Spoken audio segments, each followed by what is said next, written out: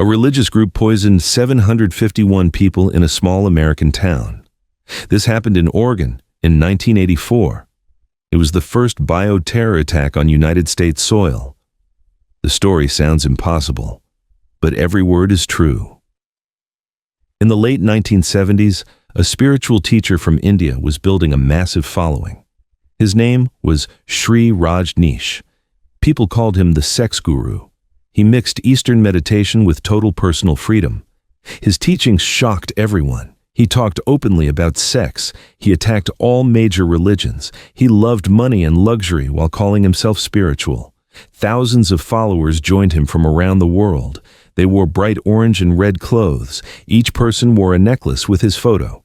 Most followers were young, rich, and educated. Many came from Europe and America looking for enlightenment. Rajneesh lived like a king. He collected Rolls Royce cars. At one point, he owned 93 of them. His followers gave him millions of dollars. They did not care about the money. By the end of the 70s, he had built a huge center in Pune, India. Thousands of Westerners visited every year. But problems started in India. The center grew too crowded. Indian authorities complained about visa problems. Local people did not like the chaos his followers created. Rajneesh decided to move to America. His personal assistant was Ma Anand Sheila. She was tough and completely loyal to her guru. Sheila searched for land in America. On July 10, 1981, she bought the Big Muddy Ranch in Oregon. The property was 64,000 acres of empty desert. It sat near a tiny village called Antelope. The land was dry and rough. It seemed impossible to build anything there. But the followers saw endless possibilities. The land was huge and private. Nobody would bother them in the middle of nowhere, or so they thought. Thousands of followers arrived from India and other countries. They brought tools, money, and big dreams. They renamed the place Rajneeshpuram. The name meant Rajneesh's town. In 2 years, they turned empty desert into a working city. The change was amazing. They spent tens of millions of dollars. They built paved roads. They installed electricity and water systems. Dozens of modern buildings appeared. The group built homes, restaurants, and a shopping mall. They made their own post office and airport. They even had a fire department and police force. Many followers had professional skills. Architects designed buildings, engineers managed systems, doctors ran the clinic. Everyone worked together. They planted huge gardens and farms. The community held big celebrations and meditation sessions. Starting in 1982, they held massive summer festivals. By 1984, 15,000 visitors came and spent $10 million. For the followers, life felt magical. They were building paradise in the desert. Rajneesh took a vow of silence when he came to America. He spoke only through hand signals or through Sheila. Every day he drove past his followers in a Rolls Royce. The crowd would cheer and wave, but big problems were starting. The neighboring people did not like what they saw. The area was home to conservative Christian ranchers and retired people. They were older, traditional, and religious.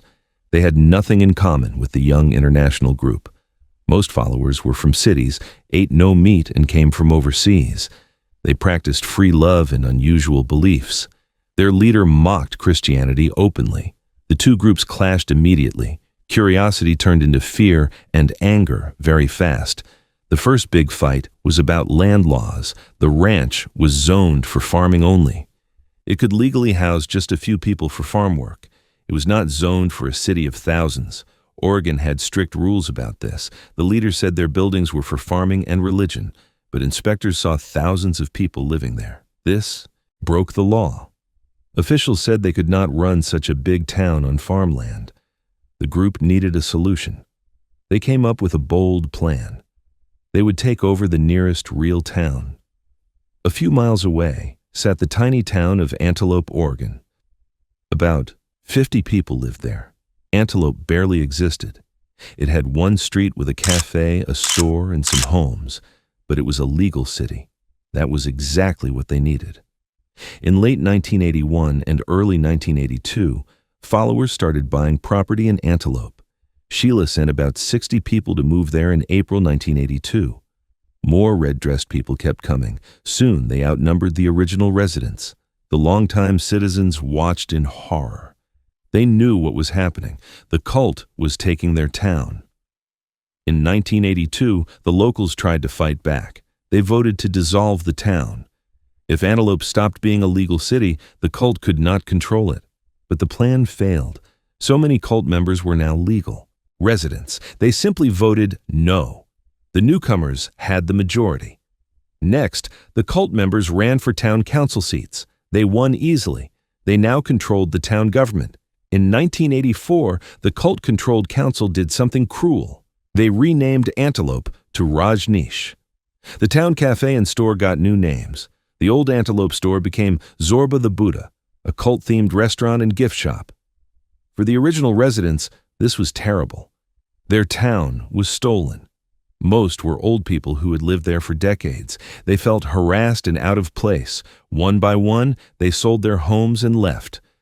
By mid-1984, Antelope was a ghost town for its original people.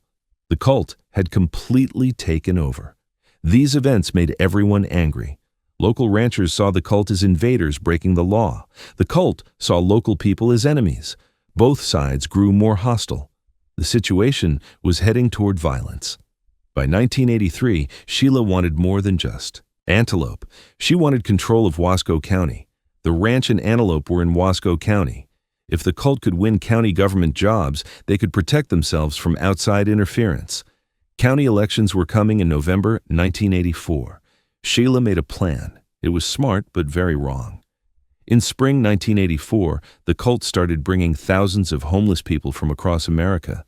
They brought them to the ranch. They gave these poor people food, shelter, and clothes. It looked like charity. The real reason was voter fraud. The new people were registered to vote in Wasco County.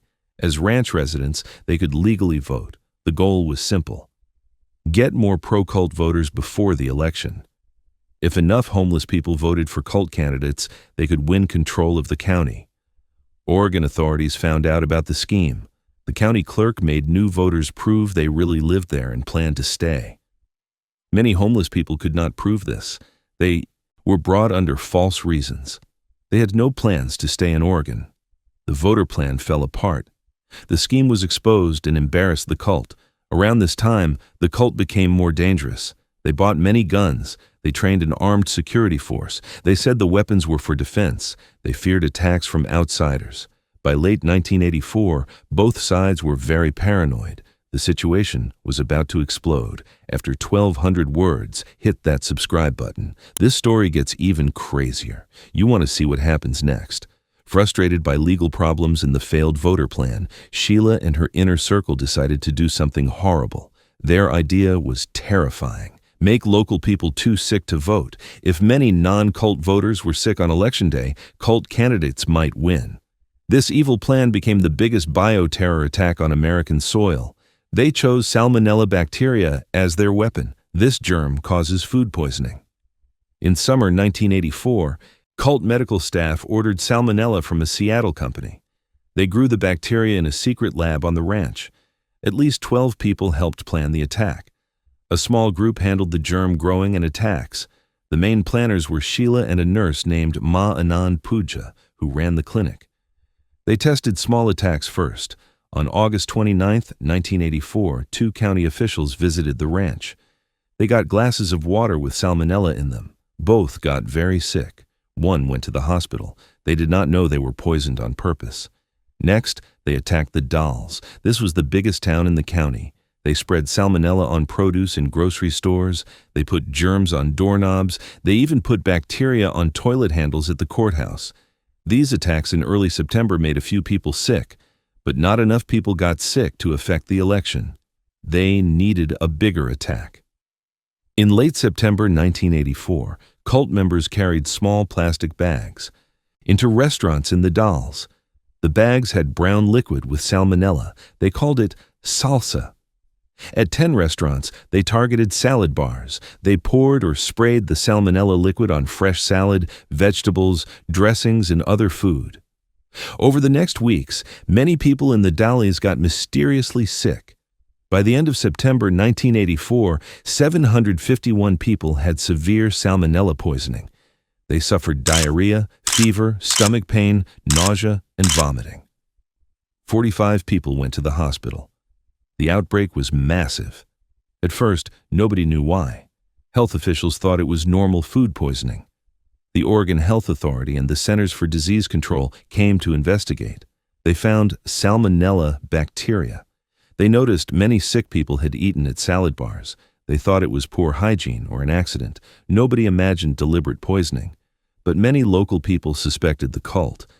Given the open hate between the town and the cult, people whispered that the cult did it. These suspicions made voters angry. On Election Day in November 1984, people in the Dalles came out in huge numbers to vote. Even sick people came to vote. They were determined to stop the cult from taking the county. The bioterror attack completely failed. Instead of keeping people home, it made them angry. All cult-backed candidates lost. The cult leaders gave up. Luckily, nobody died from the attack. There were no deaths, but some people had long-term health problems. At the time, the full truth was hidden. Authorities had not confirmed it was deliberate poisoning. It took months to figure out what really happened. The 1984 poisoning in Oregon is the first and biggest bioterror attack in United States history. After the failed election, things fell apart inside the ranch. Tension grew between Rajneesh and Sheila. By 1985, Rajneesh ended his 3-year silence. In September 1985, he called a press conference. He publicly accused Sheila and her followers of serious crimes.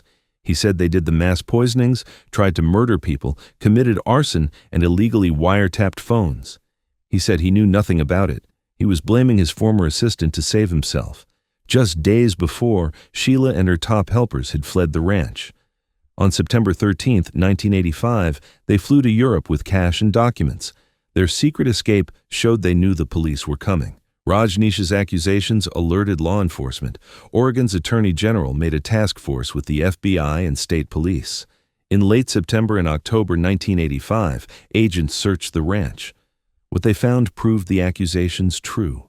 They discovered extensive wiretapping all over the commune. They found a secret bioterror lab at Sheila's house with salmonella samples. One sample matched the germ that sickened the dolls. This was proof. In Europe, Sheila and Pooja were tracked down. They were arrested in West Germany on October 28, 1985.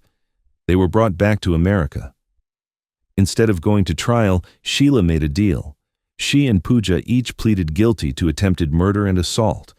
They each got 20 years in prison. But they only served 29 months before being released. Rajneesh did not escape either. Investigators found evidence of immigration fraud.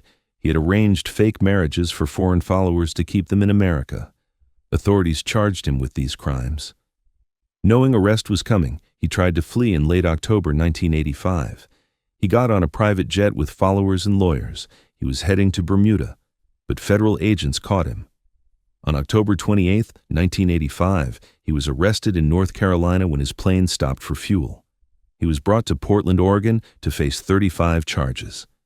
Facing long prison time, Rajneesh made a deal. In November 1985, he pleaded guilty to 2 counts of immigration fraud. Other charges were dropped. He paid a $400,000 fine. America deported him without prison time. He agreed not to return to America for 5 years. In late November 1985, Rajneesh was put on a plane out of the country. With their leader gone and top people in jail, the ranch collapsed overnight. The population left rapidly. By 1986, only a few hundred followers remained. They had no leader or money. They agreed to shut down. The city was formally dissolved. About 25 cult officials were convicted of various crimes. At least 10 served prison time. The Grand Oregon experiment lasted only 4 years. What remained was an empty ghost town. The ranch eventually went to the state of Oregon. In 1991, a billionaire bought it. Later, a Christian youth group bought the property. Today, the former cult site is Washington Family Ranch, a Christian summer camp. The irony is almost funny. Antelope got its identity back after the cult left. Residents quickly changed the town name from Rajneesh back to Antelope. By the late 1980s, Antelope was a quiet, small town again. The community survived and took back their home. Rajneesh returned to India in 1986. He tried to restart his spiritual community at his old center. He took a new name, calling himself Osho. But his health got worse. He died on January 19, 1990 of heart failure at age 58. His movement did not completely die. Osho meditation centers still exist around the world, but the movement never tried anything like the Oregon Commune again. The Rajneeshee story remains one of the strangest episodes in American history. It was a dramatic crash of cultures, a free love cult versus conservative rural community. The story had dreams of paradise mixed with fraud, murder plots, and bioterrorism. Many people in Oregon say it seems unbelievable. One local judge said people who read about these events will think it is fiction, but it all really happened. The cult built a city from nothing. They took over a town. They committed the worst bioterror attack on United States soil, all in a few short years. If you enjoyed this story, hit that subscribe button. There are countless more forgotten stories waiting to be told. The rise and fall of Rajneeshpuram shows that truth really can be stranger than fiction. What began as a hopeful commune ended as a dark chapter in Oregon history, a story people still talk about decades later.